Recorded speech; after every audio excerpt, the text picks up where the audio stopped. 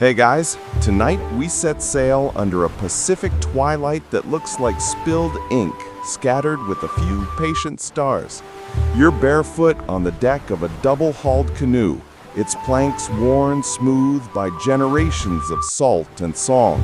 The ocean breathes beneath you, steady, immense, a heartbeat that's been pulsing since before anyone thought to name it. You're here to learn how Polynesian navigators once read this vast ocean the way you scroll through a favorite playlist, each current, each gust of wind, its own familiar rhythm. You probably won't survive this voyage if you try to Google map your way home, but don't worry, you've got better tools tonight. Your senses, your patience, and the quiet hum of starlight. So, before you get comfortable, take a moment to like the video and subscribe, but only if you genuinely enjoy what I do here. And drop a comment with your location and local time, because somewhere, someone else is probably falling asleep to this same sound of waves. Now, dim the lights, maybe turn on a fan for that soft background hum, and let's ease into tonight's journey together. The canoe rocks gently, and you realize that this isn't just a boat. It's a library without walls.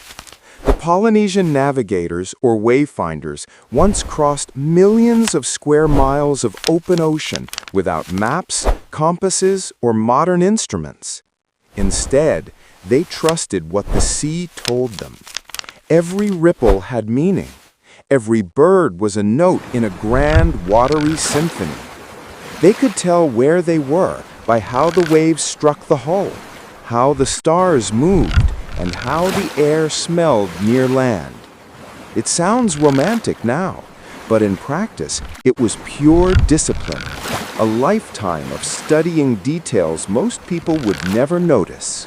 Historians still argue whether this knowledge began in the Bismarck Archipelago or further east near Samoa, but they agree on one thing. It spread faster than any ancient empire, carried by explorers who sailed, not to conquer, but to connect. You picture one of them, perhaps 1,000 years ago, crouched at the bow with eyes half closed, feeling the rhythm of the ocean like a musician tuning a familiar instrument. By the time Europeans stumbled into the Pacific, Polynesians had already charted nearly every island within that great blue desert, from Hawaii to Aotearoa, from Rapa Nui to Tahiti. Their canoes weren't primitive rafts, but engineering marvels, twin hulls lashed by coconut fiber, flexible enough to survive storms, yet light enough to glide on glassy seas. You can almost hear the creak of the lashings, the whisper of wind through pandanus sails. There's something soothing about realizing how small human ambition looks next to the patient certainty of the sea. The navigator beside you points toward the horizon. "The sun sleeps there," he murmurs. His voice is steady, even amused.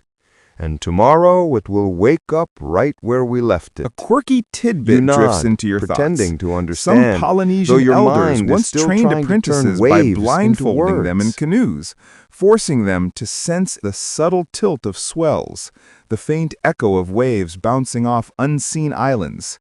Imagine that, a driving test with no steering wheel and no Google Earth, just the patient murmur of the sea telling you where you are.